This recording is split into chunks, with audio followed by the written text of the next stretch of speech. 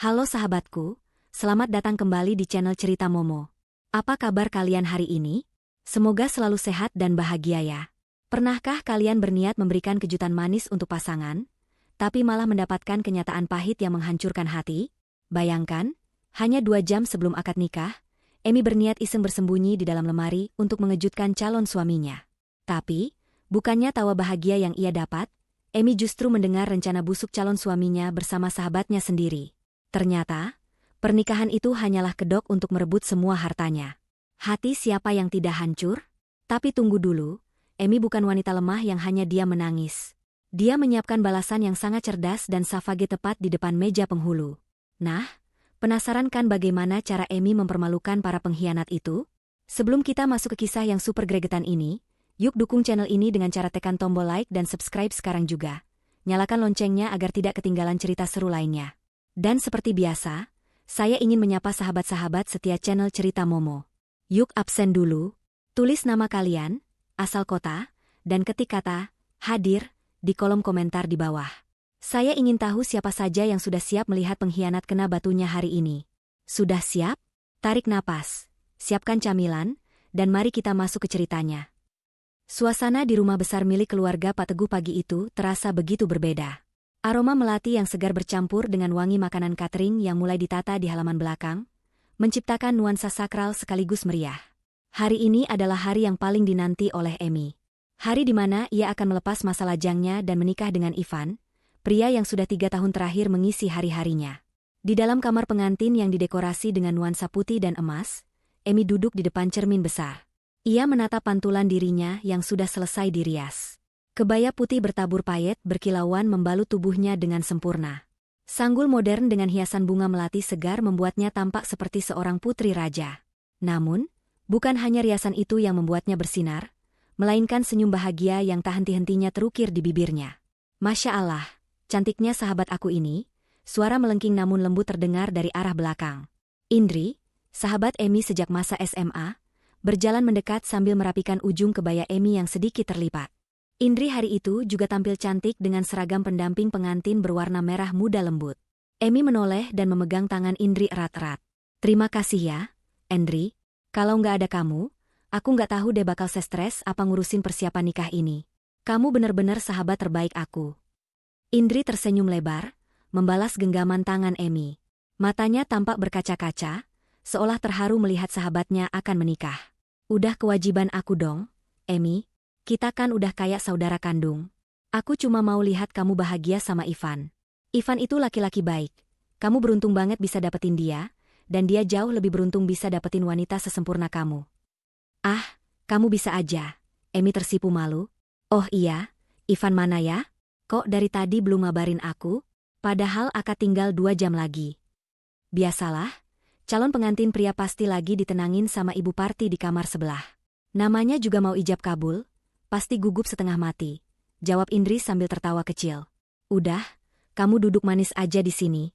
Jangan banyak gerak nanti keringetan lo, bedaknya luntur. Emi mencoba menurut, tapi rasa gugup bercampur antusias membuatnya tidak bisa diam.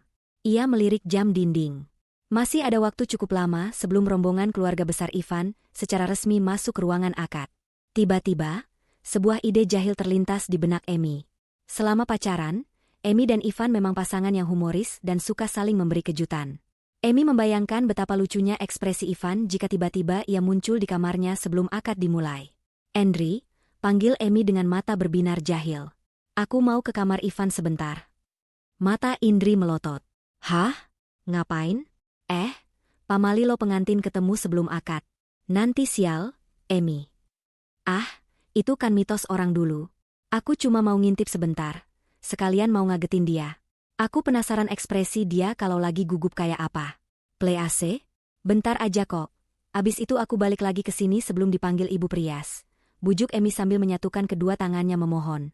Indri tampak ragu sejenak, tapi akhirnya ia menghela napas pasrah. Dasar keras kepala. Ya udah, tapi jangan lama-lama ya. Kalau ketahuan Pak Teguh atau Ibu Parti, bisa gawat aku yang dimarahin. Siap, bos. Emi mengedipkan sebelah matanya. Dengan hati-hati agar gaunnya tidak tersangkut, Emi mengangkat sedikit ujung kebayanya dan mengendap-endap keluar dari kamar pengantin. Lorong lantai 2 rumah itu untungnya sedang sepi karena semua kesibukan terpusat di lantai 1 dan halaman. Jantung Emi berdebar kencang, bukan hanya karena ia akan menikah, tapi karena sensasi melanggar aturan kecil ini membuatnya merasa seperti anak sekolah yang sedang bolos. Ia berjalan jinjit menuju kamar tamu yang disiapkan khusus untuk Ivan beristirahat sebelum akad. Sampai di depan pintu kamar Ivan, Emi menempelkan telinganya di daun pintu. Hening. Tidak ada suara percakapan. Mungkin dia lagi di kamar mandi atau lagi melamun sendirian, pikir Emi. Perlahan, ia memutar gagang pintu. Tidak dikunci. Emi menyelinap masuk. Kamar itu kosong dan dingin karena AC yang menyala maksimal.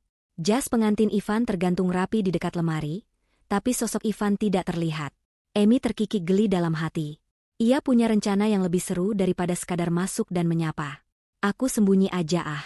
Nanti pas dia masuk, aku kagetin. Pasti dia jerit kayak anak kecil. Batin Emi sambil menahan tawa.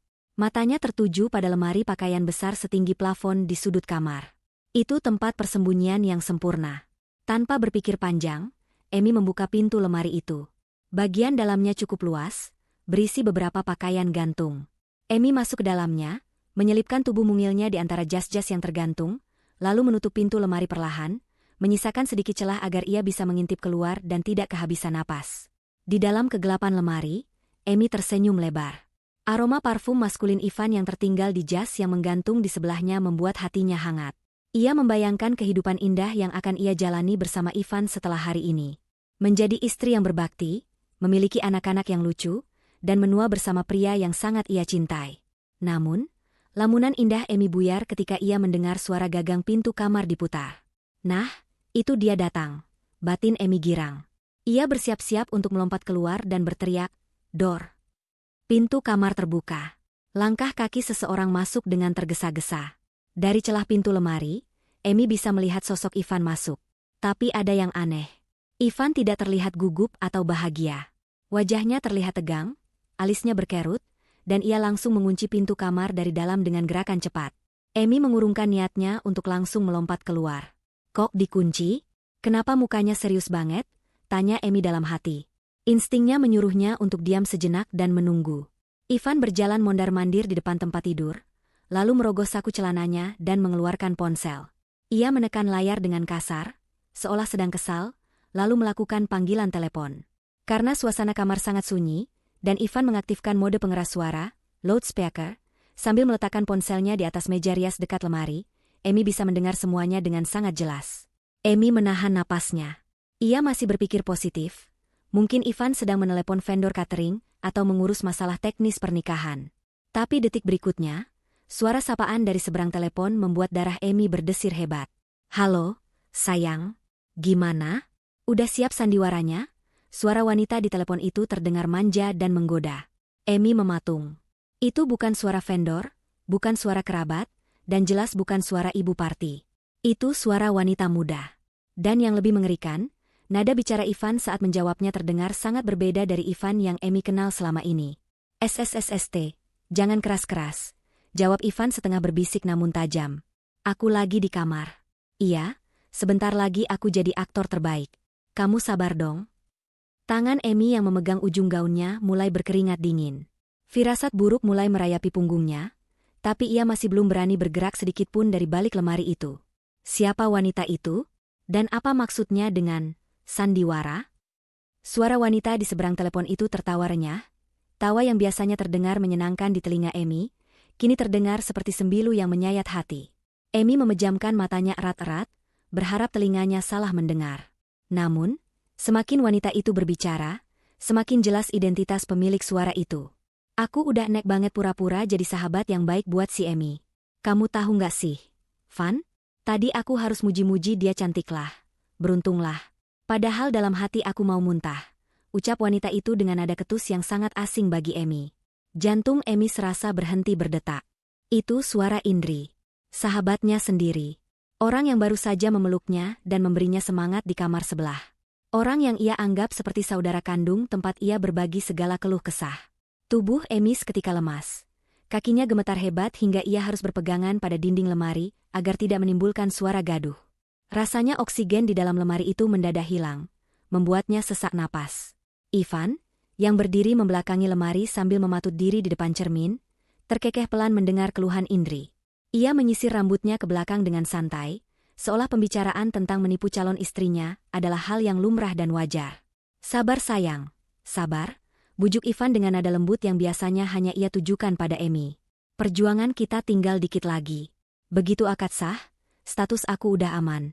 Surat kuasa pengelolaan butik sama aset tanah bapaknya, Emi harus segera kamu pastikan dia tanda tangan. Kamu kan, sahabat, kepercayaannya, pasti dia nurut kalau kamu yang sodorin berkasnya dengan alasan dokumen perusahaan." "Iya, aku tahu," sahut Indri cepat. "Tapi aku takut dia curiga kalau kamu terlalu buru-buru minta alih kuasa. Kamu tahu kan bapaknya, Pak Teguh, itu teliti banget orangnya." "Ah, Pak Teguh itu gampang," potong Ivan meremehkan. "Dia udah percaya banget sama aku sejak aku pura-pura rajin ibadah dan bantu dia di proyek tahun lalu. Lagian, ibu juga udah siapin skenario biar Emi makin percaya sama kita sepenuhnya. Ibu Parti jagonya akting sakit-sakitan biar mantunya iba." Mendengar nama Ibu Parti disebut, air mata Emi yang sejak tadi ditahan akhirnya jatuh membasahi pipinya. Jadi, ini bukan hanya perselingkuhan biasa. Ini adalah konspirasi keluarga yang terencana rapi. Ibu Parti, wanita yang selama ini ia hormati dan ia sayangi layaknya ibu kandung, ternyata adalah otak di balik sandiwara keji ini. Emi teringat betapa manisnya perlakuan Ibu Parti selama ini, yang selalu membawakan makanan kesukaannya dan memujinya sebagai menantu idaman. Ternyata, semua itu hanya umpan untuk menjerat hartanya. Si bodoh itu cinta mati sama aku, Endri. Dia nggak bakal curiga. Matanya udah ketutup sama yang namanya cinta. Lanjut Ivan sambil tertawa kecil, tawa yang terdengar sangat jahat di telinga Emi. "Kamu siap-siap dandan yang cantik ya nanti pas resepsi. Pendamping pengantin masa kalah sama pengantinnya? Nanti pas Emi sibuk salaman sama tamu, kita bisa curi-curi waktu ketemuan di belakang." "Dasar nakal," suara Indri terdengar manja kembali. "Ya udah, aku tutup dulu ya. Takut si Emi nyariin aku. Ingat ya, Van, abis kita dapat semuanya, kamu harus janji ceraikan dia dan nikahin aku secepatnya. Aku nggak mau jadi simpanan selamanya." "Iya, janji. Tunggu aku di pelaminan, sayangku Indri. Kita akan kaya raya," jawab Ivan mantap sebelum memutus sambungan telepon. Di dalam lemari yang gelap dan sempit, Emi menutup mulutnya dengan kedua tangan untuk menahan isak tangis yang mendesak keluar. Hatinya hancur berkeping-keping. Bayangan masa depan indah yang baru saja ia bangun di kepalanya, runtuh seketika menjadi debu. Ivan, pria yang ia cintai dan percayai sebagai imam masa depannya, ternyata hanyalah seorang penipu ulung yang mengincar harta ayahnya. Dan Indri, sahabat tempat ia berbagi separuh nyawanya, adalah ular berbisa yang menusuknya dari belakang. Rasa sakit karena dikhianati begitu dalam hingga membuat dada Emi terasa nyeri. Namun, di tengah kehancuran itu, sebuah perasaan lain mulai tumbuh perlahan tapi pasti. Rasa marah. Amarah yang membara perlahan menggantikan kesedihannya. Emi menyadari bahwa ia tidak boleh lemah. Ia tidak boleh pingsan atau menyerah begitu saja. Jika ia menangis dan melabrak mereka sekarang tanpa bukti, mereka bisa saja mengelak dan memutarbalikkan fakta.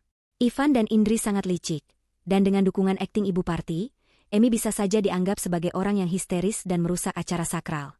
Emi menatap punggung Ivan dari celah pintu lemari dengan tatapan nyalang. Air matanya masih mengalir membasahi pipi, tapi tatapannya kini berubah dingin dan tajam. Ia bukan lagi Emi yang lugu dan bucin. Ia adalah putri Pak Teguh yang dididik untuk menjadi wanita kuat dan bermartabat. "Kalian pikir aku bodoh?" batin Emi dengan rahang mengeras menahan emosi. "Kalian pikir kalian bisa menginjak-injak harga diriku dan merebut milik keluargaku begitu saja? Kalian salah besar memilih lawan. Hari ini kalian ingin berpesta di atas penderitaanku, tapi aku pastikan pestanya akan berubah menjadi neraka buat kalian." Ivan meletakkan ponselnya kembali di meja rias dan berjalan menuju kamar mandi sambil bersiul pelan, seolah tanpa beban dosa sedikitpun. Langkah kakinya terdengar ringan, tidak menyadari ada sepasang mata yang mengawasinya dengan penuh dendam dari kegelapan lemari. Kesempatan ini tidak boleh disia-siakan. Emi tahu ia harus bertindak cepat dan cerdas. Waktu terus berjalan menuju akad nikah. Ia butuh senjata untuk melawan mereka. Ia butuh bukti yang tidak bisa disangkal oleh siapapun, bukti yang akan menelanjangi kebusukan mereka di hadapan dunia. Dengan tangan yang masih gemetar karena amarah yang memuncak, Emi merogoh saku tersembunyi di balik lapisan gaun pengantinnya. Emi menggenggam ponselnya dengan erat, tangannya gemetar bukan main. Ia mengutuk dirinya sendiri dalam hati. Kebodohan karena terlalu syok mendengarkan percakapan telepon tadi, membuatnya lupa menekan tombol rekam sejak awal. Ia melewatkan bukti emas yang bisa langsung menyeret Ivan dan Indri ke pengadilan sosial, bahkan hukum. Percakapan di telepon tadi sudah berakhir, dan tanpa bukti rekaman, Emi tahu posisinya lemah. Jika ia keluar sekarang dan berteriak, Ivan pasti akan menyangkal, menuduhnya berhalusinasi karena stres pranikah, atau bahkan membalikan fakta bahwa Emi yang sedang mencari alasan untuk membatalkan pernikahan. Suara gemericik air dari keran wastafel di kamar mandi terdengar berhenti. Emi menahan napas, mencoba menenangkan detak jantungnya yang berpacu liar. Ia harus berpikir jernih. Ia butuh bukti. Bukti nyata yang tak terbantahkan. Emi menggeser layar ponselnya, membuka aplikasi perekam suara, dan meletakkan jarinya tepat di atas tombol merah, siap menekan kapan saja jika ada kesempatan kedua. Tiba-tiba, terdengar ketukan pelan namun berirama di pintu kamar. Ketukan yang sepertinya sudah menjadi kode rahasia. Ivan keluar dari kamar mandi, wajahnya tampak lebih segar namun, matanya tetap memancarkan kelicikan yang kini terlihat jelas bagi Emi. Ia bergegas menuju pintu, mengintip sedikit dari lubang kunci, lalu dengan cepat membuka kunci pintu dan menarik seseorang masuk. "Kamu gila ya? Ngapain kesini? Kalau ada Tante Rina atau Pak Teguh lihat gimana?" desis Ivan dengan suara tertahan, namun tangannya justru melingkar di pinggang orang yang baru saja masuk itu. "Aman, sayang." Koridor sepi, semua orang lagi sibuk di bawah nyiapin prasmanan. "Lagian aku kangen, masa nggak boleh cium calon suami orang sebentar?"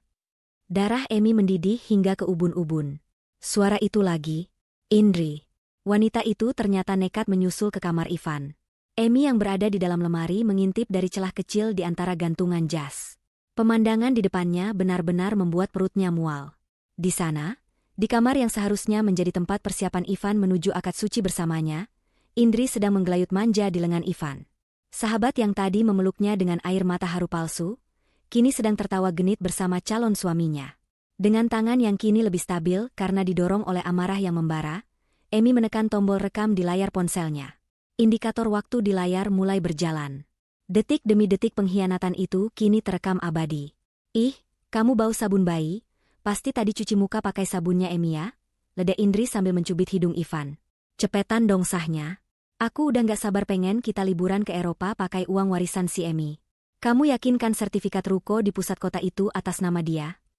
"Yakin 100%, Indri," jawab Ivan sambil merapikan dasinya di depan cermin, sementara Indri duduk di tepi ranjang, tepat membelakangi lemari tempat Emi bersembunyi.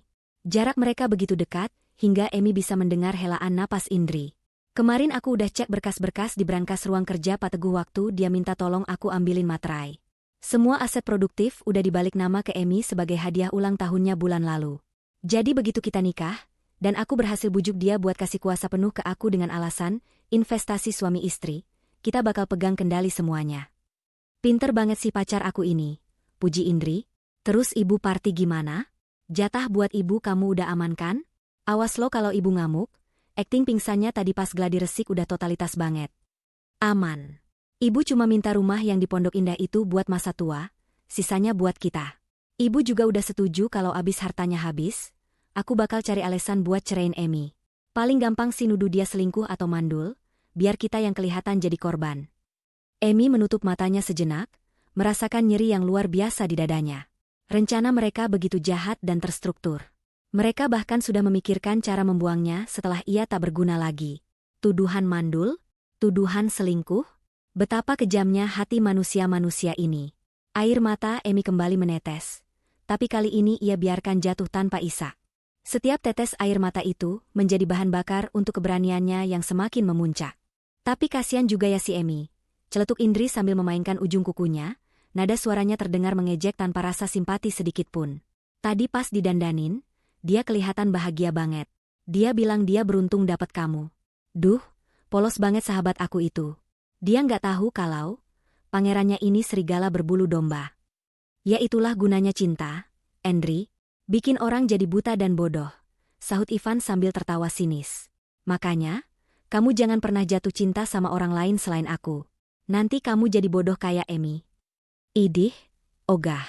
Cintaku cuma buat uang maksudnya buat kamu dan uang kita nanti." Indri terkikik geli, lalu berdiri dan merapikan gaun seragamnya. "Ya udah, aku balik ke kamar pengantin dulu ya. Takut si Emi curiga kalau aku ngilang lama-lama. Kamu jangan lupa hapus chat kita, takutnya nanti malam Emi iseng buka HP kamu." Tenang, udah bersih semua. Sampai ketemu di meja akad, calon nyonya Ivan yang sesungguhnya, Ivan mengecup kening Indri sekilas sebelum membukakan pintu. Indri menyelinap keluar dengan cepat seperti tikus yang mencuri makanan. Ivan kembali mengunci pintu kamar, lalu duduk di tepi ranjang, tepat di depan lemari Emi. Ia menghela napas panjang, lalu bergumam pelan pada dirinya sendiri. Tahan, Van. 2 jam lagi.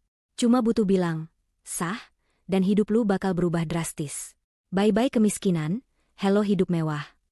Di dalam lemari, Emi menekan tombol, stop, pada layar ponselnya.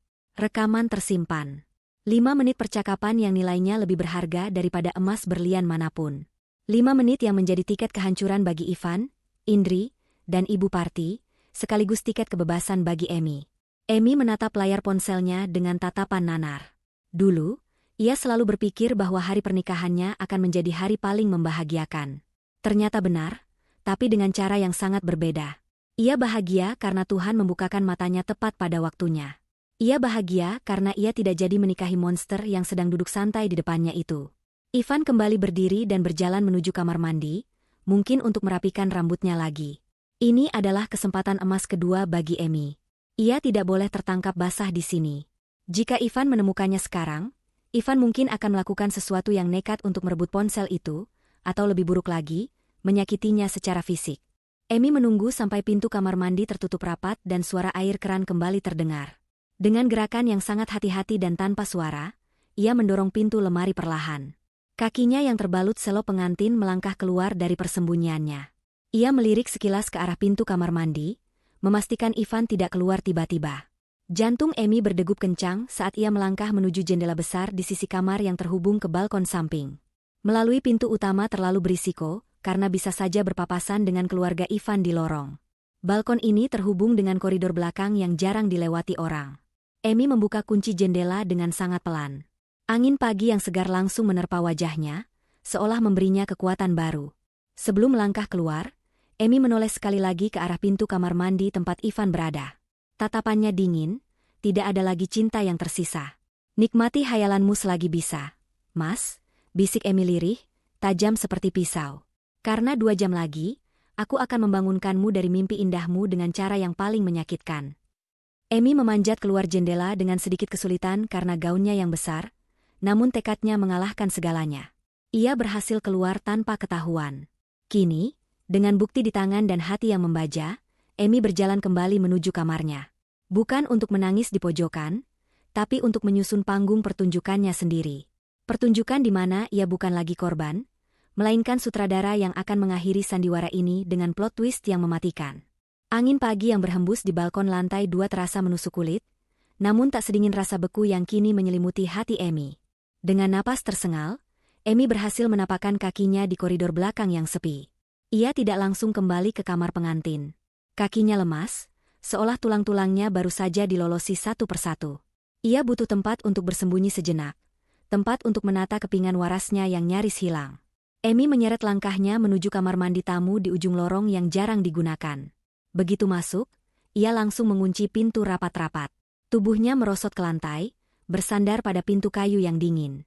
Di sanalah, pertahanannya runtuh. Bukan teriakan histeris yang keluar, melainkan isak tangis tertahan yang begitu menyakitkan. Bahunya berguncang hebat. Tangan Emi mencengkeram ponsel di dadanya. Benda pipi itu kini terasa sangat berat, seolah memuat ribuan ton dosa Ivan dan Indri. Namun, yang paling membuat dadanya sesak bukanlah pengkhianatan Ivan ataupun kebusukan Indri, melainkan keterlibatan Ibu Parti. Ingatan Emi melayang pada momen-momen hangat bersama wanita parubaya itu. Ibu Parti yang selalu memeluknya saat ia rindu mendiang ibu kandungnya. Ibu Parti yang dengan telaten membawakan rantang berisi sup ayam saat Emi sakit demam bulan lalu. Ibu. Lirih Emi di sela isak tangisnya. Kenapa ibu tega? Emi sudah anggap ibu seperti ibu kandung Emi sendiri. Bayangan wajah teduh Ibu Parti kini berubah menjadi monster menakutkan di benak Emi. Semua perhatian itu, semua kasih sayang itu, ternyata hanyalah investasi. Ibu Parti sedang memberi makan mangsanya agar gemuk sebelum disembelih. Kenyataan ini menampar Emi lebih keras daripada perselingkuhan Ivan. Ia merasa bodoh. Sangat bodoh karena telah menyerahkan hatinya secara sukarela kepada sekumpulan serigala lapar. Emi mengangkat ponselnya, menatap layar yang masih menyala. Ia memutar kembali rekaman itu, hanya beberapa detik di bagian awal, sekadar untuk meyakinkan dirinya bahwa ini bukan mimpi buruk. Ibu Parti juga udah siapin skenario biar Emi percaya sama kita sepenuhnya. Suara Ivan di rekaman itu terdengar begitu nyata. Emi segera mematikannya. Cukup. Ia tidak butuh mendengar ulang rasa sakit itu untuk menangis lagi. Ia butuh mendengar itu untuk membakar keraguan di hatinya. Perlahan, Emi bangkit berdiri. Ia berjalan menuju wastafel dan menatap pantulan dirinya di cermin. Riasan matanya sedikit luntur di bagian sudut.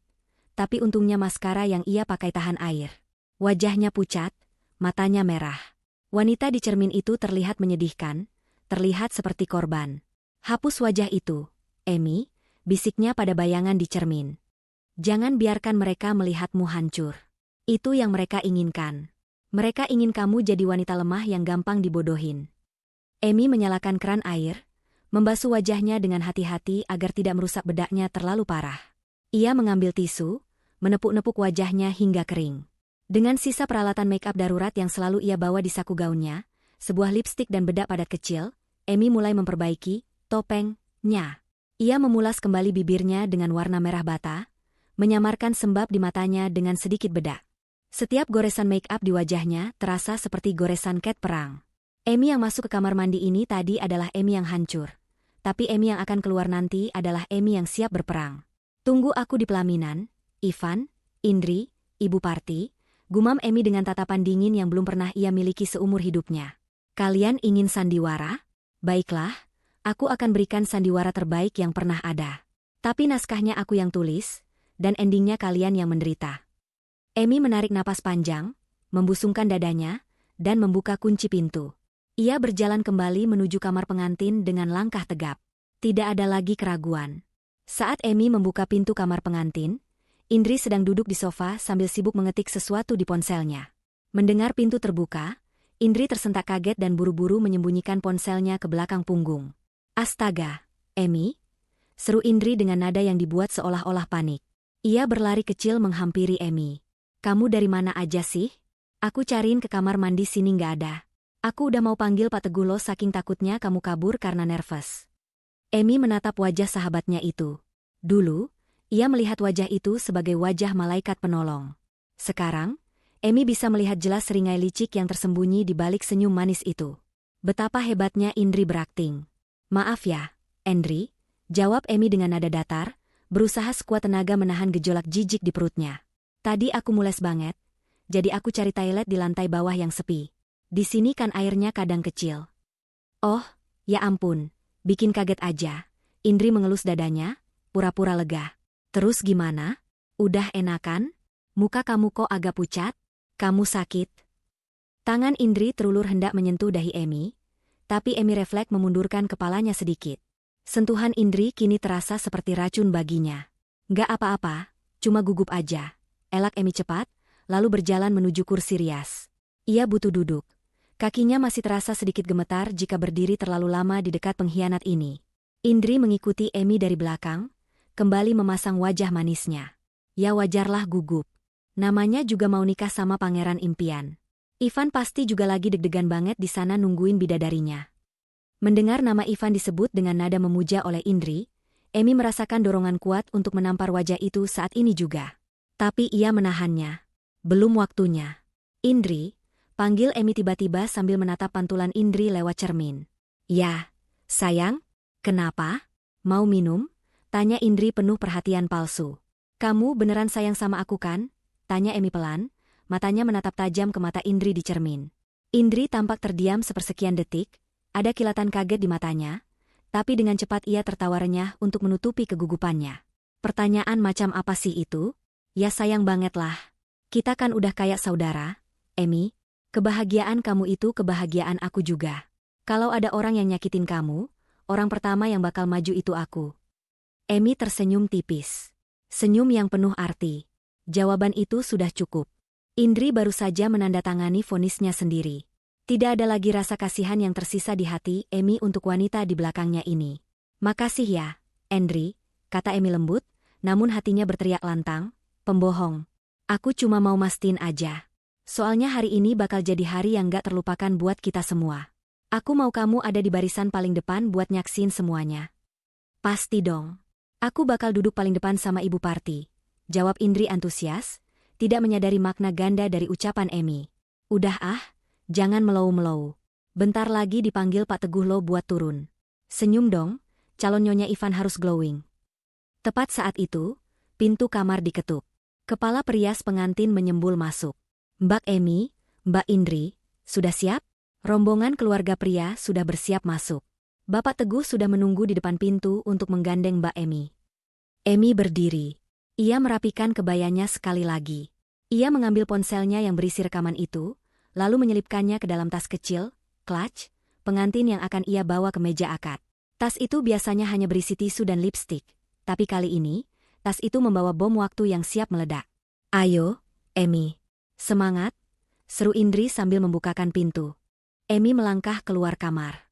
Di depan pintu, Pak Teguh, ayahnya, sudah berdiri dengan gagah menggunakan beskap adat. Wajah tua itu tampak berseri-seri, bangga melihat putri semata wayangnya akan menikah. Melihat wajah tulus ayahnya, hati Emi kembali nyeri. Ayahnya tidak tahu bahwa ia hampir saja menyerahkan putrinya kepada penjahat. Ayah. Sapa Emi lirih. Anak ayah cantik sekali, puji Pak Teguh sambil mengulurkan tangannya. Sudah siap? Emi menggandeng lengan ayahnya erat-erat. Ia menyalurkan kekuatannya lewat genggaman itu. Siap? Yah. Emi sangat siap. Siap untuk melindungi ayah, melindungi harta ibu, dan membersihkan hidup kita dari parasit-parasit itu, tambah Emi dalam hati. Mereka mulai berjalan menuruni tangga. Suara gending Jawa sayup-sayup terdengar menyambut kedatangan mereka. Di bawah sana, di meja akad, Ivan sudah menunggu dengan topeng, pangerannya. Emi menatap ke bawah dengan dagu terangkat. Langkah kakinya mantap. Pertunjukan akan segera dimulai. Langkah demi langkah Emi menuruni anak tangga terasa seperti gerakan dalam slow motion. Ratusan pasang mata tamu undangan tertuju padanya, memandang penuh kagum pada sosok pengantin wanita yang tampak begitu anggun dalam balutan kebaya putih suci. Kilatan lampu kamera fotografer menyambar-nyambar, mengabadikan momen yang seharusnya menjadi sejarah paling bahagia dalam hidupnya. Namun bagi Emi, setiap kilatan itu terasa seperti lampu interogasi yang menyoroti kepalsuan di ruangan ini. Di ujung tangga, Ivan berdiri gagah menunggu. Wajahnya dihiasi senyum lebar yang sangat meyakinkan, seolah-olah ia adalah pria paling beruntung di dunia yang sedang menanti bidadarinya turun dari kahyangan. Emi harus mengakui, kemampuan akting Ivan layak mendapatkan piala. Jika ia tidak mendengar rekaman suara itu 15 menit yang lalu, Emi pasti sudah meleleh melihat tatapan memuja di mata Ivan. Tapi sekarang, tatapan itu hanya terlihat menjijikan. Di balik binar mata itu, Emi bisa melihat simbol mata uang dan sertifikat tanah menari-nari. Pak Teguh mengeratkan genggamannya di lengan Emi saat mereka hampir sampai di lantai dasar. Ayah bangga sama kamu, nak. Ayah percaya Ivan bisa gantiin posisi ayah buat jagain kamu, bisik Pak Teguh dengan suara bergetar menahan haru. Kalimat itu menusuk hati Emi lebih dalam lagi. Maafin Emi, yah. Emi hampir aja bikin ayah kecewa seumur hidup karena salah pilih orang. Batin Emi perih. Ia menatap wajah ayahnya sekilas, mencoba menyalurkan pesan tersirat bahwa semuanya akan baik-baik saja, meski dengan cara yang tak pernah ayahnya bayangkan. Mereka sampai di hadapan Ivan. Sesuai tradisi, Pak Teguh menyerahkan tangan Emi kepada Ivan untuk digandeng menuju meja akad. Saat kulit tangan Ivan bersentuhan dengan kulitnya, Emi merasakan sensasi dingin yang menjalar ke seluruh tubuh. Bukan dingin karena gugup, tapi dingin karena ia sadar sedang bersentuhan dengan ular berbisa. Emi memaksakan seulas senyum tipis, senyum kaku yang untungnya tertutup oleh riasan tebalnya. Kamu cantik banget, sayang, bisik Ivan pelan saat membimbing Emi berjalan melewati karpet merah menuju meja akad. Suaranya terdengar lembut, tapi di telinga Emi, itu terdengar seperti desis peringatan. Makasih, Mas, jawab Emi singkat, matanya lurus ke depan, enggan menatap wajah Ivan terlalu lama. Di barisan kursi depan sebelah kiri, duduk keluarga inti Ivan. Di sana, Ibu Parti duduk dengan anggun mengenakan seragam keluarga berwarna emas. Wajahnya yang biasanya terlihat teduh keibuan, kini di mata Emi terlihat penuh kepalsuan. Ibu Parti sedang menyeka sudut matanya dengan sapu tangan, berakting seolah-olah ia adalah ibu yang terharu melepas putranya menikah. Padahal, Emi tahu betul, air mata itu hanyalah pelumas untuk memuluskan rencana mereka menguasai rumah di Pondok Indah. Saat Emi dan Ivan melewati barisan itu, Ibu Parti berdiri sebentar untuk menyalami mereka. Ia memeluk Emi erat. Aroma parfum melati ibu parti menyeruak, aroma yang dulu menenangkan bagi Emi, kini membuatnya mual. Ibu bahagia sekali hari ini, nak. Akhirnya kamu resmi jadi anak ibu, ucap ibu parti di telinga Emi. Nadanya begitu meyakinkan. Emi menahan napas, menekan gejolak amarah yang ingin meledak. Ia ingin sekali berteriak di depan wajah wanita tua itu, ibu bahagia karena dapat anak baru atau karena dapat ATM baru. Namun, Emi hanya mengangguk pelan dan melepaskan pelukan itu dengan sopan namun tegas. Tak jauh dari ibu parti, duduk Indri. Sahabat pengkhianat itu sudah mengambil posisinya di kursi deretan kedua, tepat di belakang keluarga inti, posisi yang sangat strategis untuk memantau jalannya acara. Indri tersenyum lebar sambil mengacungkan jempol ke arah Emi dan Ivan. Di mata orang lain, itu adalah dukungan sahabat. Tapi Emi menangkap kedipan mata nakal yang Indri berikan pada Ivan, saat Emi sedang menoleh ke arah lain. Kode rahasia antara selingkuhan dan peselingkuh. Emi dan Ivan akhirnya duduk bersanding di depan meja akad. Di hadapan mereka, Pak Penghulu sudah siap dengan berkas-berkas pernikahan. Saksi dari kedua belah pihak juga sudah duduk tegap. Suasana ruangan mendadak hening dan hikmat. MC mulai membacakan susunan acara pembukaan dengan suara bariton yang menggema. Emi meletakkan tas kecil, clutch, miliknya di pangkuan, bukan di meja. Tangannya menggenggam tas itu erat-erat. Di dalamnya, ponselnya sudah dalam posisi siaga. Emi sempat melirik ke arah operator sound system di pojok ruangan. Sebelum turun tadi, Emi sempat mengirim pesan singkat pada salah satu kru sound system yang merupakan teman kuliahnya dulu, meminta tolong untuk standby menerima koneksi Bluetooth dari ponselnya dengan alasan ada kejutan lagu spesial untuk suami. Temannya itu sudah mengacungkan jempol dari jauh, mengira Emi akan menyanyikan lagu romantis atau memutar pesan suara puitis. Baiklah, sebelum kita memulai prosesi ijab kabul, mari kita periksa kelengkapan berkas sekali lagi, ucap Pak Penghulu memecah keheningan. Ivan tampak tenang, sesekali membenarkan posisi pecinya. Ia terlihat sangat percaya diri. Ia menoleh ke arah Emi, lalu berbisik lagi, tangan kamu dingin banget, Yang. Rileks aja. Sebentar lagi kita sah, terus kita bisa hidup bahagia selamanya. Kata, selamanya, terdengar seperti ancaman hukuman penjara seumur hidup di telinga Emi. Ia menoleh, menatap mata Ivan lekat-lekat. Kali ini Emi tidak tersenyum. Tatapannya datar, kosong, namun tajam menusuk. Iya, Mas. Sebentar lagi semuanya akan berubah, jawab Emi penuh arti. Ivan mengerutkan kening sedikit, bingung dengan nada bicara Emi yang terdengar aneh, namun ia mengabaikannya karena mengira Emi hanya sedang stres berat. Ivan kembali fokus ke depan, menatap Pak Teguh yang duduk di seberang meja sebagai wali nikah. Saudara Ivan, apakah Anda sudah siap lahir dan batin untuk meminang saudari Emi? Tanya Pak Penghulu. Insya Allah, saya sangat siap, Pak, jawab Ivan lantang dan mantap. Suaranya bergema di ruangan itu, membuat beberapa tamu wanita berdecak kagum melihat kemantapan sang pengantin pria. Indri di belakang sana pasti sedang tersenyum puas mendengar jawaban itu. Baik, Saudara Wali, Bapak Teguh, apakah sudah siap? Tanya Penghulu pada ayah Emi. Siap, Pak, jawab Pak Teguh tegas. Alhamdulillah. Mari kita mulai. Jabatlah tangan calon mertua Anda, Saudara Ivan, perintah Penghulu. Ivan mengulurkan tangan kanannya, menjabat tangan Pak Teguh yang kekar. Jabat tangan itu erat, simbol perpindahan tanggung jawab. Jantung Emi berpacu semakin cepat, bukan karena haru, tapi karena timing yang ia tunggu sudah tiba. Ini adalah detik-detik terakhir sebelum kalimat sakral itu terucap. Jika kalimat, saya terima nikahnya, selesai diucapkan, maka secara hukum agama dan negara, Ivan akan sah menjadi suaminya, dan akan jauh lebih sulit untuk membatalkan semuanya. Emi tidak boleh membiarkan itu terjadi. Ia tidak sudi menyandang status istri dari seorang penipu walau hanya sedetik. Pak Teguh menarik napas panjang, mikrofon didekatkan ke mulutnya. Saudara Ivan bin almarhum Bapak Harjo. Saya terima. Ivan sudah bersiap menyahut, tubuhnya condong ke depan. Di momen itulah, Emi bergerak. Bukan gerakan panik, melainkan gerakan yang tenang namun mematikan. Ia mengangkat tangan kanannya tinggi-tinggi, menahan lengan ayahnya yang sedang menjabat tangan Ivan. Tunggu, seru Emi. Suaranya tidak berteriak histeris, tapi cukup keras dan tegas untuk memotong kalimat ayahnya dan membungkam seluruh ruangan.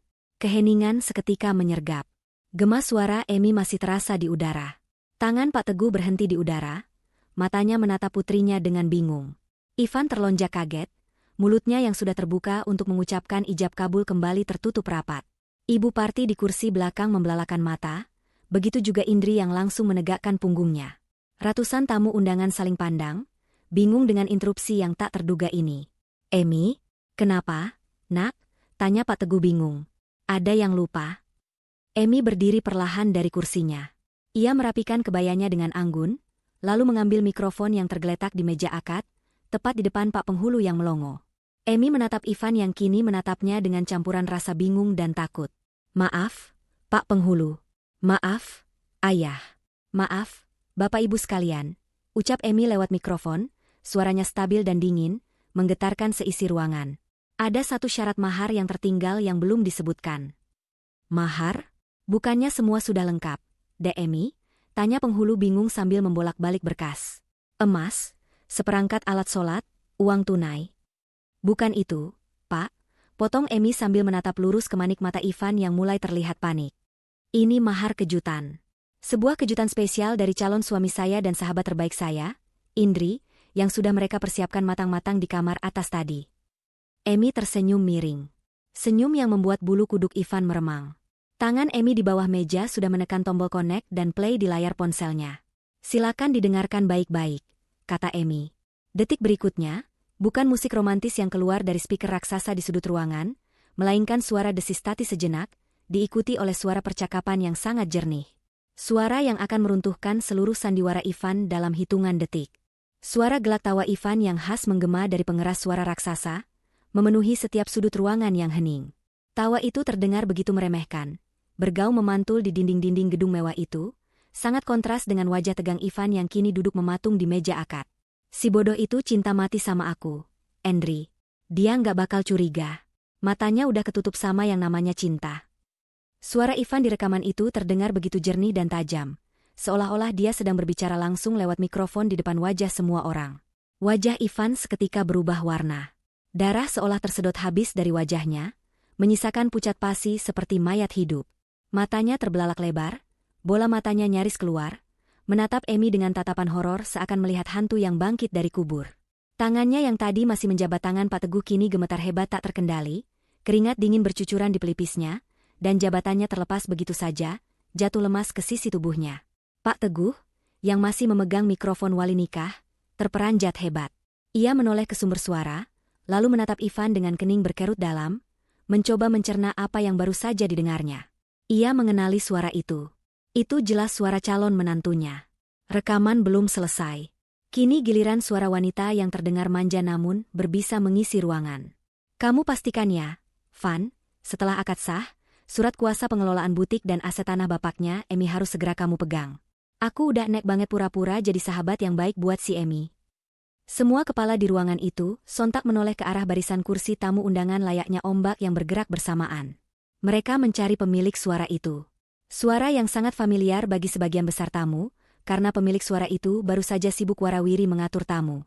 Indri, yang duduk di belakang keluarga inti, membeku di tempatnya. Wajahnya yang tadi penuh senyum kemenangan dan arogansi kini pudar seketika, digantikan oleh ketakutan yang amat sangat. Ia mencengkeram tas tangannya dengan kuku memutih.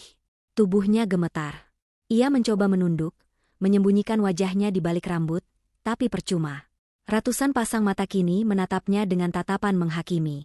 Tatapan tajam Emi dari podium pelaminan seolah mengulitinya hidup-hidup, menelanjangi kemunafikannya di depan umum.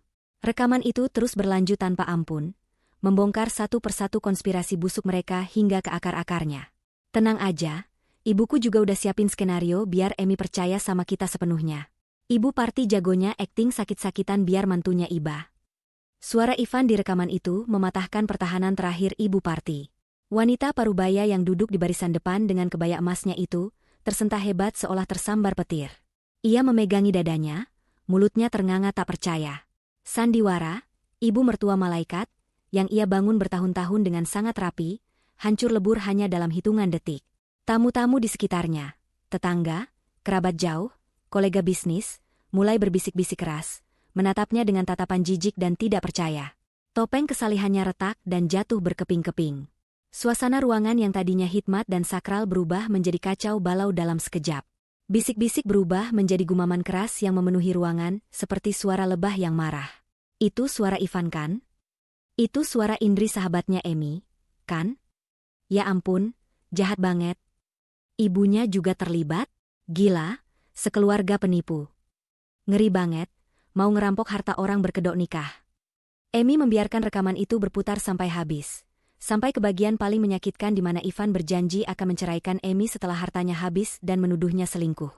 Setelah rekaman berhenti, menyisakan keheningan yang mencekam dan penuh ketegangan, Emi kembali mengangkat mikrofonnya. Bagaimana, Mas Ivan? Indah sekali bukan, doa, dan harapan yang kalian panjatkan untuk pernikahan kita?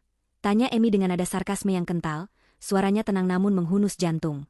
Ia menatap Ivan yang kini menundukkan kepalanya dalam-dalam, tidak berani menatap mata siapapun, apalagi menatap mata Emi. Pak Teguh yang akhirnya menyadari sepenuhnya apa yang terjadi, bangkit dari kursinya dengan kemarahan yang meluap tak terbendung. Wajah tuanya memerah padam, urat-urat lehernya menonjol keluar. Ia merasa dikhianati, dipermalukan, dan yang paling parah, putrinya nyaris dihancurkan. Ia membanting mikrofon di tangannya ke meja akad dengan keras, menimbulkan suara dengung feedback yang menyakitkan telinga semua orang. Bedebah, teriak Pak Teguh menggelegar, suaranya mengalahkan sound system. Tangan kekarnya yang tadi siap menikahkan putrinya dengan penuh kasih, kini melayang menampar pipi Ivan dengan sekuat tenaga. Plah! Suara tamparan itu begitu keras dan nyaring, hingga membuat beberapa tamu wanita memeki kaget dan menutup mulut mereka. Ivan terhuyung ke samping, nyaris jatuh dari kursinya. Ia memegangi pipinya yang langsung memerah dan bengkak. Sudut bibirnya sedikit berdarah. Ia tidak melawan, tubuhnya lemas karena syok dan rasa malu yang luar biasa yang menghancurkan mentalnya. Ia hanya bisa menatap lantai, berharap lantai itu terbelah dan menelannya saat ini juga. Saya terima kamu seperti anak kandung saya sendiri. Saya didik kamu bisnis. Saya kasih kamu kepercayaan. Dan ini balasan kamu? Hardik Pak Teguh, napasnya memburu. Kamu mau jadikan anak saya sapi perah? Kamu mau buang dia setelah kamu ambil hartanya? Iblis kamu. Pak Penghulu dan para saksi buru-buru berdiri, mencoba menahan Pak Teguh agar tidak memukul Ivan lagi. Situasi semakin memanas. Melihat putranya ditampar dan situasi semakin tak terkendali, Ibu Parti yang duduk tak jauh dari sana langsung melakukan jurus andalannya. Ia memutar bola matanya ke atas, lalu melosot jatuh dari kursinya dengan dramatis. Aduh, jantung ibu, aduh sakit. Rintihnya sambil berpura-pura kejang sebentar lalu memejamkan mata, pura-pura pingsan di lantai karpet. Beberapa kerabat Ivan yang tidak tahu apa-apa panik dan berteriak minta tolong. Ibu, ibu kenapa? Tolong air. Tolong dokter, teriak salah satu tante Ivan panik. Namun, Emi tidak tertipu lagi. Ia turun dari podium pelaminan, langkahnya anggun namun mematikan. Ia mengangkat gaun pengantinnya sedikit agar mudah berjalan, lalu menghampiri kerumunan yang mengelilingi Ibu Parti. Jangan ada yang menyentuhnya. Perintah Emi tegas lewat mikrofon yang masih ia pegang. Suaranya menggelegar membuat orang-orang yang hendak mengangkat Ibu Parti berhenti seketika, bingung. Emi berdiri menjulang di atas tubuh Ibu Parti yang terbaring dengan mata terpejam. Emi menatap wanita itu dengan tatapan dingin. Biarkan saja dia di lantai. Aktingnya belum selesai, ucap Emi datar. Bangun, Bu Parti. Di rekaman tadi jelas-jelas Ivan bilang ibu jago akting sakit-sakitan. Ternyata benar ya, ibu memang pantas dapat piala Oscar.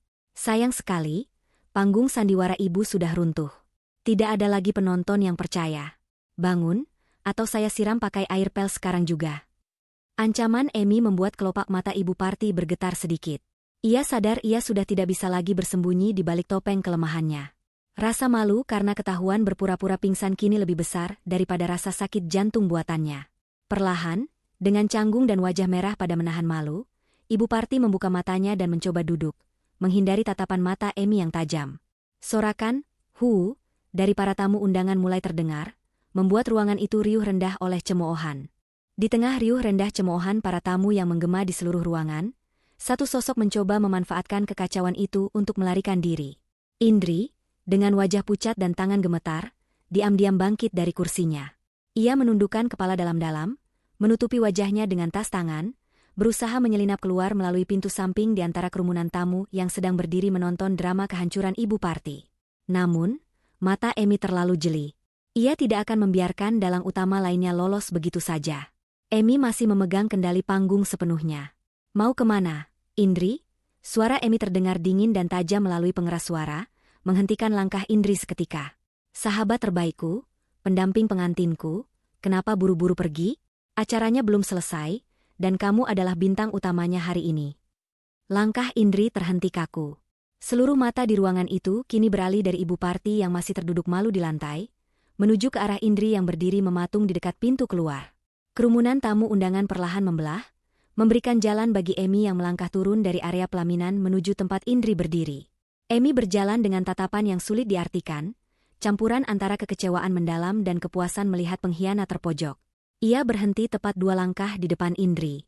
Indri perlahan menurunkan tas yang menutupi wajahnya, menampilkan ekspresi ketakutan bercampur rasa bersalah yang dipaksakan. Emi, aku bisa jelaskan. Gagap Indri, suaranya bergetar hebat. Air mata buaya mulai menggenang di pelupuk matanya. Rekaman itu, aku cuma bercanda. Emi. Sumpah. Aku cuma ikut-ikutan Ivan karena dia maksa aku.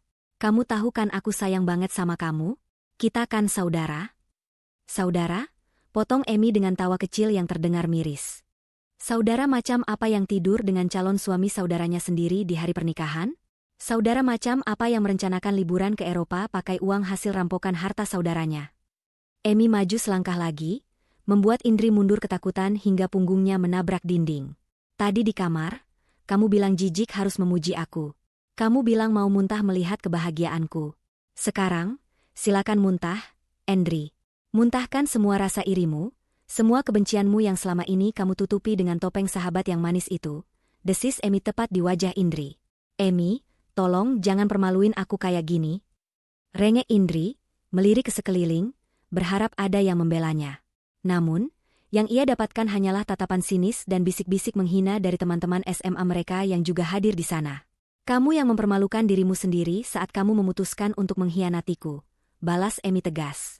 Tiba-tiba, Ivan yang sudah bangkit dari kursi akad dengan pipi lebam bekas tamparan Pak Teguh, berlari menghampiri mereka. Ia berusaha meraih tangan Emi, mencoba peruntungan terakhirnya dengan wajah memelas yang menyedihkan. Emi, dengerin aku dulu, sayang. Ini semua salah paham. Aku dipelet sama Indri. Dia yang goda aku duluan. Aku khilaf, Emi. Aku cinta mati sama kamu, tolong percaya sama aku. Kita bisa perbaiki ini, kita bisa mulai dari awal. Racau Ivan, berusaha melempar kesalahan sepenuhnya pada Indri demi menyelamatkan dirinya sendiri. Mendengar itu, Indri melotot tak percaya. Heh, apa kamu bilang? Kamu yang janjiin aku kemewahan. Kamu yang bilang Emi itu bodoh. Dasar laki-laki pengecut. Teriak Indri, lupa dengan akting sedihnya. Emi menepis tangan Ivan kasar, seolah tangan itu penuh kuman penyakit. Ia menatap Ivan dengan jijik. Cinta? Kamu sebut rencana menguasai sertifikat tanah Bapak dan menguras butiku itu cinta? Kamu sebut rencana menceraikanku setelah hartaku habis itu cinta? Simpan omong kosongmu buat hakim di pengadilan nanti, Mas. Di saat itulah, Pak Arman, pengacara kepercayaan keluarga Pak Teguh yang hadir sebagai tamu undangan, melangkah maju dengan wibawa. Pria parubaya berkacamata itu merapikan jasnya, lalu berdiri di samping Emi, memberikan dukungan profesional sekaligus perlindungan hukum. Saudara Ivan, Saudari Indri, dan Ibu Parti, suara Pak Arman berat dan tegas, seketika membuat perdebatan konyol Ivan dan Indri berhenti. Saya Arman, kuasa hukum keluarga Bapak Teguh. Berdasarkan rekaman bukti yang baru saja diperdengarkan secara publik, tindakan kalian sudah memenuhi unsur pidana percobaan penipuan terencana dan perbuatan tidak menyenangkan. Wajah Ivan semakin pucat, kakinya lemas. Ia tahu siapa Pak Arman, pengacara kondang yang tidak pernah kalah di meja hijau. Ancaman penjara kini membayang nyata di depan matanya, bukan lagi sekadar kehilangan harta, tapi kehilangan kebebasan. Saya sudah mengamankan salinan rekaman tersebut. Lanjut Pak Arman tenang namun mengintimidasi. Jadi, jangan berpikir untuk kabur atau menghilangkan barang bukti. Kami memiliki hak penuh untuk melaporkan kalian ke pihak berwajib detik ini juga. Namun, klien saya, Ibu Emi, masih memiliki sedikit belas kasihan. Emi menoleh pada Pak Arman, mengangguk kecil, lalu kembali menatap Ivan dan Indri bergantian. Ia merogoh saku gaunnya, bukan untuk mengambil ponsel, tapi mengambil kotak cincin bludru merah yang seharusnya disematkan Ivan di jarinya hari ini. Emi membuka kotak itu, memperlihatkan sepasang cincin emas putih yang berkilau. Dengan gerakan lambat dan penuh penghinaan, Emi mengambil cincin pria, lalu melemparkannya tepat ke dada Ivan. Ambil ini, kata Emi dingin. Lalu, Emi mengambil cincin wanita. Ia menoleh pada Indri. Dan ini buat kamu, Indri. Kamu kan pengen banget jadi Nyonya Ivan? Kamu pengen banget barang-barangku? Nih, ambil. Ambil bekas calon suamiku sekalian. Kalian berdua memang pasangan serasi. Sama-sama sampah yang tidak tahu diuntung. Emi melempar cincin itu ke arah kaki Indri. Cincin itu berdenting nyaring saat membentur lantai marmer. Suara yang menandakan berakhirnya sebuah hubungan persahabatan dan cinta yang terjalin bertahun-tahun. Tapi ingat satu hal, Emi menunjuk wajah mereka berdua dengan telunjuknya. Jangan pernah bermimpi sepeser pun uang keluargaku akan jatuh ke tangan kalian. Mulai hari ini, pintu rumah ini tertutup selamanya untuk kalian. Dan Ivan, kamu dipecat dari jabatan manajer di perusahaan Bapak. Surat pemecatan resminya akan dikirim besok pagi ke alamat kos-kosanmu yang kumuh itu. Ivan ternganga. Ia tidak hanya kehilangan calon istri kaya, tapi juga kehilangan pekerjaannya. Ia benar-benar tamat. Sementara ibu Parti yang sudah berdiri dengan dipapah kerabatnya, menangis meraung-raung, bukan karena sedih, tapi karena menyadari sumber uang mereka telah menutup kerannya rapat-rapat. Security, seru Pak Teguh lantang, memberi komando. 4 orang petugas keamanan bertubuh kekar segera masuk ke dalam ruangan, menembus kerumunan tamu. Seret 3 penipu ini keluar dari gedung saya sekarang juga. Perintah Pak Teguh dengan amarah yang masih menyala. Dan pastikan mereka tidak membawa apapun selain baju yang menempel di badan mereka. Cek tas perempuan itu, jangan sampai ada barang Emi yang terbawa. Petugas keamanan langsung mencengkeram lengan Ivan dan Indri dengan kasar.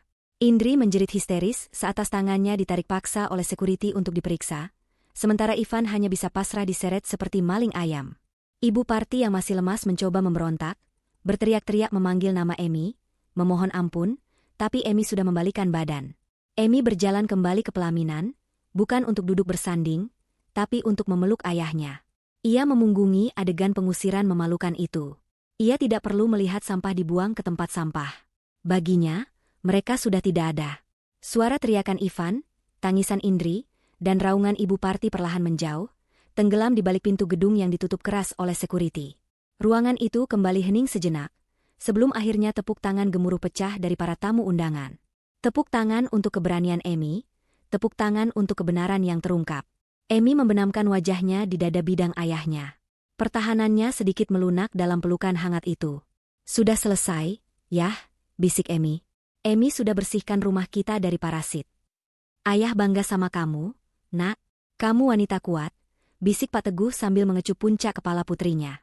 Namun, di tengah kelegaan itu, Emi tahu bahwa ini belum benar-benar berakhir. Masih ada sisa-sisa luka yang harus disembuhkan, dan status sosial Ivan serta Indri di luar sana yang harus dipastikan hancur sehancur-hancurnya agar tidak ada korban lain setelah dirinya. Emi mengangkat wajahnya, menatap Pak Arman yang masih berdiri sigap. Pak Arman, panggil Emi. Ya, Bu Emi. Pastikan video rekaman CCTV gedung hari ini dan rekaman suara tadi aman. Saya ingin, kenang-kenangan, ini tersebar luas, supaya semua orang tahu wajah asli mereka. Ucap Emi dengan senyum penuh arti. Pembalasan sosial baru saja akan dimulai. Setelah pintu besar gedung pertemuan itu tertutup rapat, memisahkan Emi dari masa lalunya yang busuk, keheningan canggung sempat menyelimuti ruangan selama beberapa detik. Ratusan tamu undangan masih berdiri terpaku, menatap Emi dan Pak Teguh dengan tatapan campur aduk. Simpati, kagum, namun juga bingung harus bersikap bagaimana. Biasanya, sebuah pesta pernikahan yang batal akan berakhir dengan isak tangis histeris dan kepulangan tamu yang murung. Namun, Emi tidak membiarkan suasana berkabung itu berlarut-larut. Ia menghapus sisa air mata di sudut matanya dengan punggung tangan, lalu kembali mengangkat mikrofon. Ia menarik napas dalam, mengisi paru-parunya dengan udara kebebasan yang baru saja ia perjuangkan. Bapak, Ibu, dan teman-teman semua. Suara Emi memecah keheningan, terdengar sedikit serak namun tetap bertenaga. Saya mohon maaf yang sebesar-besarnya atas drama yang kurang menyenangkan ini. Maaf sudah membuat kalian menyaksikan hal memalukan seperti tadi. Jangan minta maaf, Emi. Kamu hebat. Teriak salah satu teman kuliah Emi dari barisan belakang, yang disambut anggukan setuju oleh banyak tamu lain. Emi tersenyum tipis, kali ini senyum yang tulus. Terima kasih. Sejujurnya, hati saya sakit. Tapi, logika saya mengatakan bahwa hari ini adalah hari keberuntungan saya. Tuhan menyelamatkan saya dan keluarga saya dari kehancuran masa depan. Jadi, daripada kita bersedih, mari kita ubah acara ini. Emi menatap ayahnya, meminta persetujuan. Pak Teguh mengangguk mantap, memberikan dukungan penuh pada apapun keputusan putrinya. Catering sudah dibayar lunas, dekorasi sudah terpasang indah. Lanjut Emi. Mubazir kalau kita pulang dengan perut kosong. Anggap saja ini bukan resepsi pernikahan, tapi syukuran. Syukuran karena Emi dan Pak Teguh terhindar dari musibah besar. Silakan dinikmati hidangannya, Bapak Ibu. Anggap saja kita sedang merayakan hari kemerdekaan, Emi. Ucapan Emi itu bagaikan sihir yang mencairkan suasana. Ketegangan mereda, digantikan oleh rasa lega dan kagum. Para tamu mulai bergerak menuju meja prasmanan, pembicaraan hangat mulai terdengar kembali, meski topik utamanya tentu saja membahas keberanian Emi dan kebusukan Ivan. Sementara di dalam gedung suasana mulai terkendali, pemandangan kontras terjadi di trotoar luar gedung. Matahari siang yang terik seolah ikut membakar kulit 3 manusia yang baru saja diusir paksa bagaikan sampah. Ivan, Indri, dan Ibu Parti berdiri terengah-engah di pinggir jalan raya. Penampilan mereka kacau balau. Sanggul Ibu Parti miring, jas Ivan kusut karena tarikan security, dan make up Indri luntur oleh air mata dan keringat. Ini semua gara-gara kamu, Indri, bentak Ivan dengan napas memburu, matanya merah menyala menatap Indri. Coba kalau kamu nggak nelpon aku tadi pagi. Coba kalau kamu nggak manja minta ketemuan di kamar. Emi nggak bakal curiga. Indri yang sedang sibuk memunguti isi tasnya yang tadi sempat diperiksa security secara kasar, langsung berdiri menantang. Kok nyalahin aku? Kamu tuh yang ceroboh. Kamu yang lupa kunci jendela balkon. Kamu yang terlalu percaya diri kalau Emi itu bodoh. Sekarang lihat, kita jadi gembel. Sudah.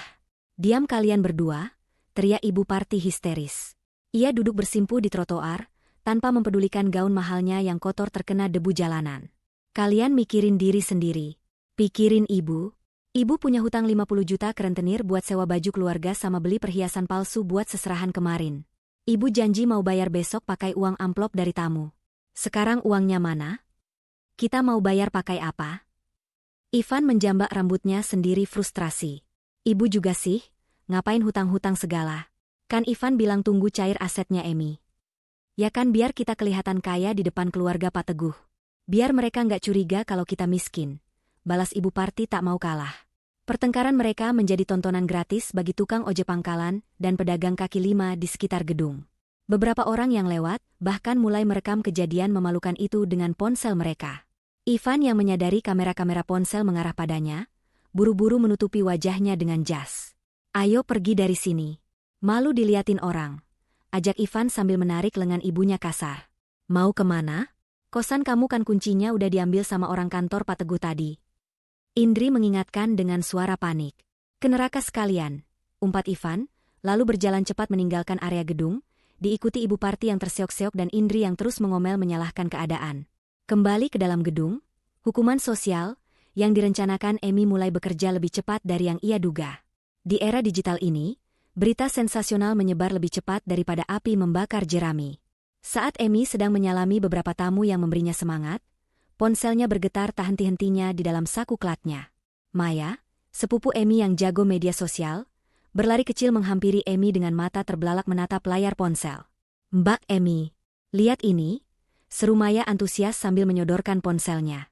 Di layar itu, terpampang video TikTok yang baru diunggah 10 menit yang lalu oleh salah satu tamu undangan.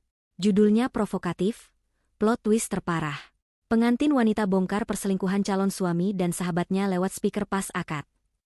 Video itu menampilkan momen saat Emi memutar rekaman suara, dan saat Pak Teguh menampar Ivan. Baru 10 menit udah 5.000 views. Mbak, kolom komentarnya penuh sumpah serapah buat Ivan sama Indri. Lapor Maya. Emi mengambil ponsel itu, menggulir kolom komentar dengan cepat. Gila, merinding gue liat mbaknya tenang banget pas bongkar aib. Itu cowoknya mukanya tebel banget, udah ketahuan masih mau ngeles. Spill akun IG-nya dong, mau silaturahmi. Kawal sampai baju oren. Penipu kelas kakap. Sudut bibir Emi terangkat membentuk senyum puas. Ini yang ia inginkan. Bukan hanya membatalkan pernikahan, tapi memastikan wajah-wajah pengkhianat itu dikenal oleh seluruh negeri sebagai penipu. Dengan begini, tidak akan ada lagi wanita lain yang menjadi korban Ivan berikutnya, dan tidak ada lagi orang yang tertipu oleh wajah polos Indri. Pak Arman mendekat, membawa segelas air mineral untuk Emi. Kerja bagus, Bu Emi. Bukti rekaman asli sudah saya amankan di cloud storage. Tim IT kantor saya juga sudah memantau pergerakan di media sosial. Sepertinya netizen Indonesia akan melakukan tugasnya dengan sangat baik untuk memberi sanksi sosial sebelum hukum positif bertindak. Terima kasih, Pak Arman, jawab Emi lega. Tolong pastikan juga surat pemecatan Ivan diproses secepatnya. Saya tidak mau dia menginjakan kaki di kantor ayah lagi. Beres. Besok pagi dia sudah resmi jadi pengangguran, Pak Arman meyakinkan. Emi menatap sekeliling ruangan yang kini terasa lebih hangat. Ia melihat ayahnya sedang tertawa lepas berbincang dengan teman-teman lamanya, beban berat seolah terangkat dari pundak pria tua itu. Emi sadar, meski hatinya masih perih karena luka pengkhianatan, keputusan yang ia ambil hari ini adalah keputusan terbaik dalam hidupnya. Ia tidak kehilangan apa-apa.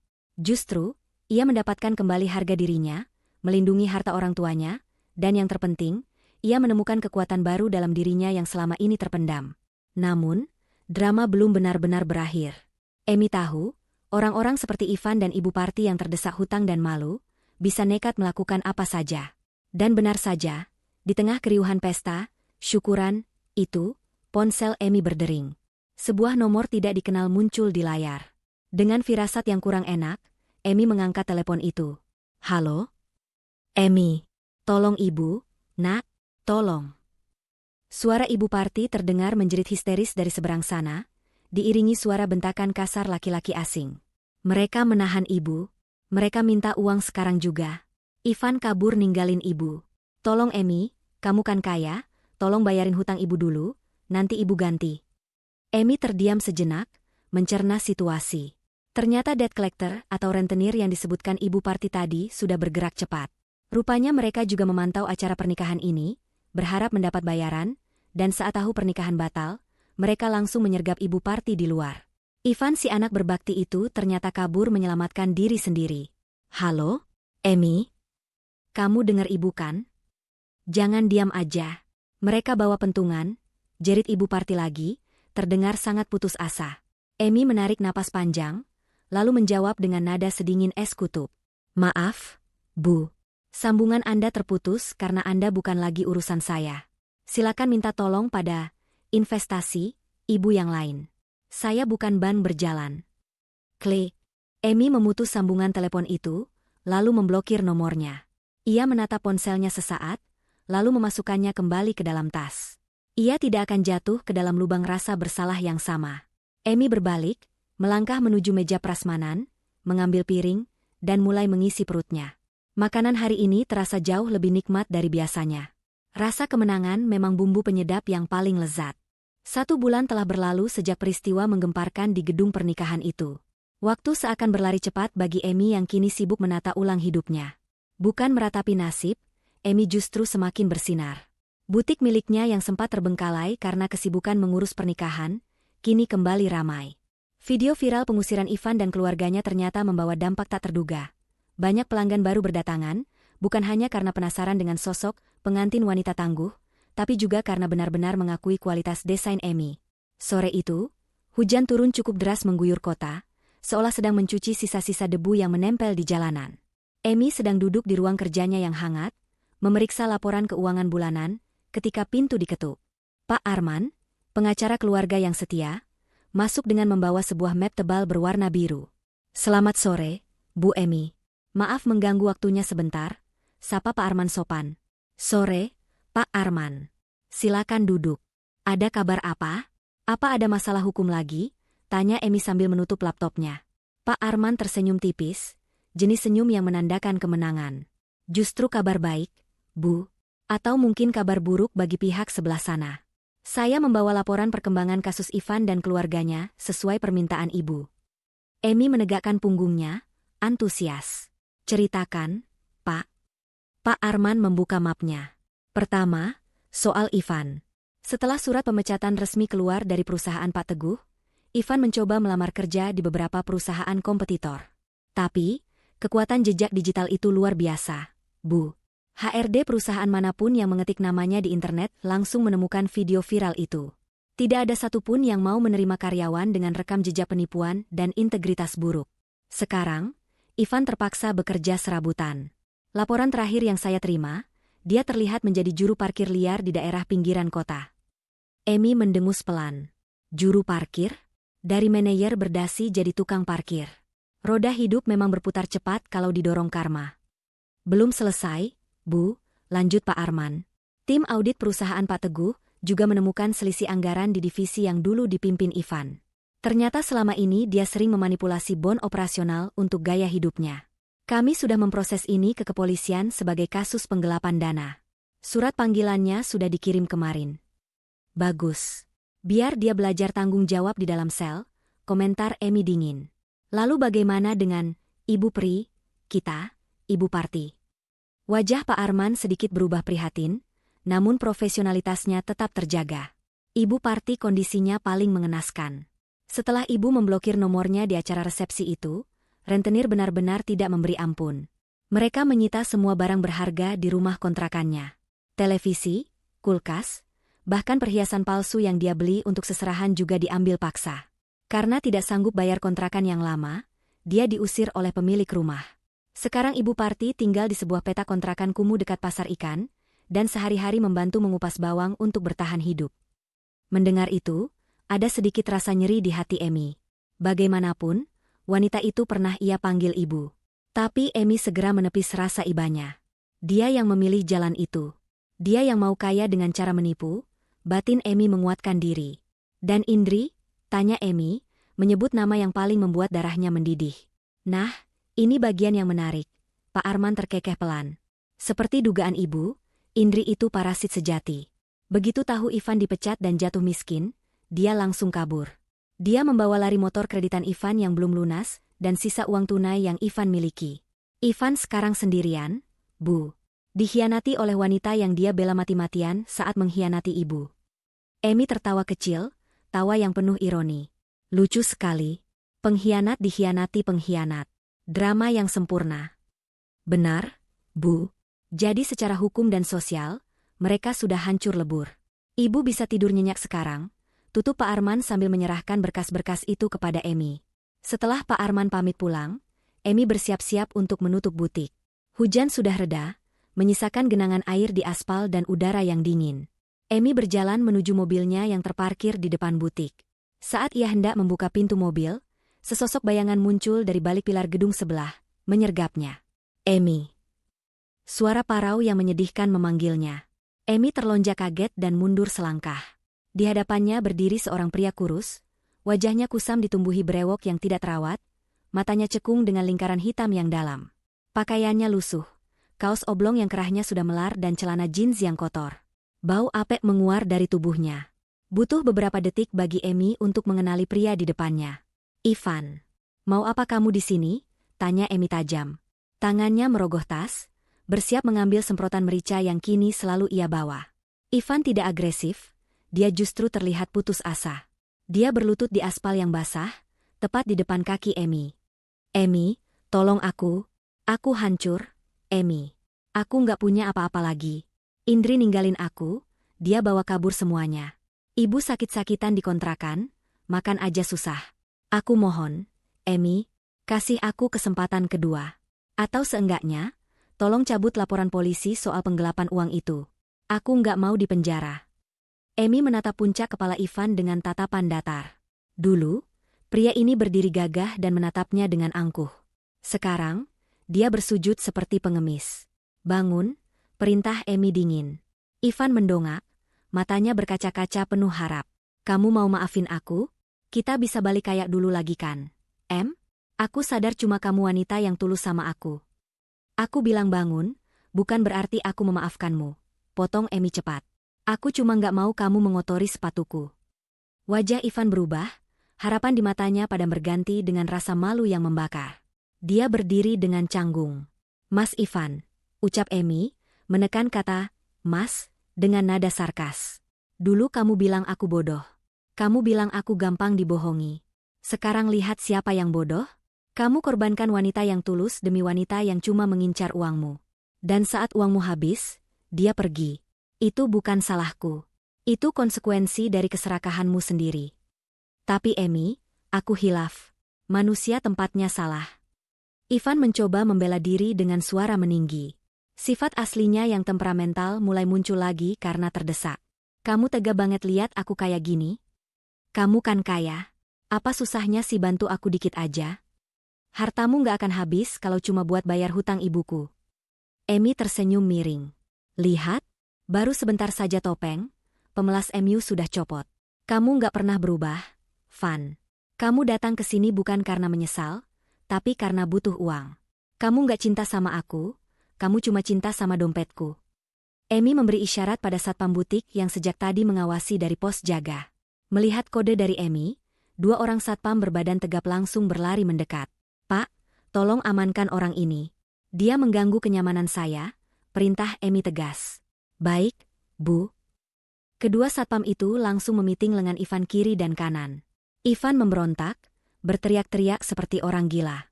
Emi, awas kamu ya. Sombong kamu. Kamu bakal nyesel nyanyain aku. Lepasin. Lepasin gue, teriak Ivan saat diseret menjauh dari mobil Emi. Emi tidak bergeming. Ia masuk ke dalam mobilnya, menyalakan mesin, dan memutar musik pelan.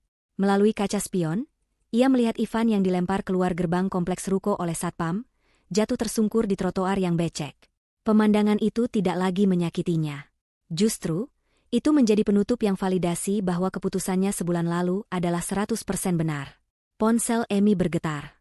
Sebuah pesan masuk dari nomor tidak dikenal. Isi pesan, Mbak Emi, ini Indri. Tolong jangan laporin aku ke polisi soal pencemaran nama baik. Aku udah dapat karmanya, Mbak. Aku ditipu cowok lain, uang yang aku ambil dari Ivan dibawa lari orang. Aku sekarang malu pulang ke kampung. Tolong maafin aku, Mbak. Kita kan pernah jadi sahabat. Emi membaca pesan itu sekilas, lalu tertawa renyah. Karma itu memang punya GPS yang canggih. Nggak pernah salah alamat.